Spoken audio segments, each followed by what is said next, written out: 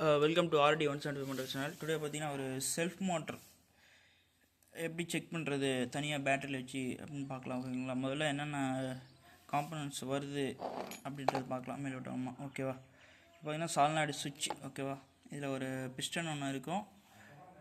அந்த பிஸ்டனுக்கு கரண்ட் கொடுத்த உடனே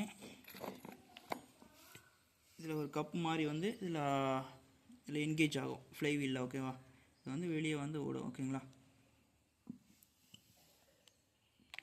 மொத்தம் செல்ஃப் மோட்டரில் பார்த்தீங்கன்னா மொத்தம் 3 கனெக்ஷன்ஸ் இருக்கும். ஓகேவா? பார்த்தீங்கன்னா ஹெவியாக போகிற ஒரு ஒயர். ஓகேங்களா? பர்மனெண்ட்டாக இது பேட்டரியில் கனெக்ட் ஆகிட்டே இருக்கும் எப்போவுமே. ஓகேவா? நெக்ஸ்ட் பார்த்தீங்கன்னா இது வந்து நம்ம இக்னிஷன் போட்டோடனே இதில் வந்து கரண்ட் போகும்.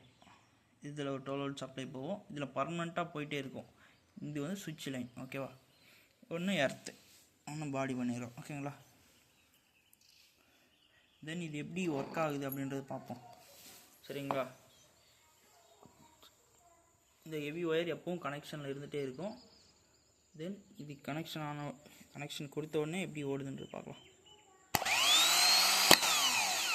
அதாவது இந்த கியர் வீல் வந்து வெளியே என்கேஜ் ஆகி ஓடணும், அந்த பேண்டெக்ஸ். ஓகேங்களா?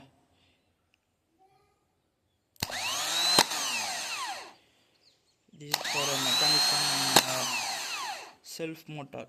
இது வந்து எல்லா பஸ், லாரி, கார் எல்லாத்துக்குமே பொருந்தும். ஓகேங்களா?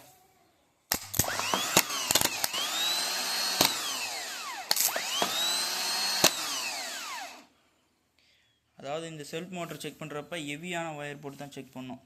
அதாவது ஆம்பியர் வந்து இது அதிகம், 12 வோல்ட் தான், ஆனால் ஆம்பியர் ரேட்டிங் வந்து அதிகம். ஸோ அதனால் ஹெவியான ஒயர் போட்டு தான் செக் பண்ணோம், இல்லைனா மெல்ட் ஆகிடும் ஒயரெல்லாம். ஓகேங்களா? வேறு எதுவுமே கிடையாது. இந்த சால்னாய்டு சுவிட்ச் வந்து இது வழியாக போயிட்டு இது வழியாக அவுட்புட் ஆகும். ஓகேங்களா? இதுதான் இந்த சால்னாய்டு சுவிட்சோட பிரின்சிபல். தேங்க்யூ ஃபார் வாட்சிங்.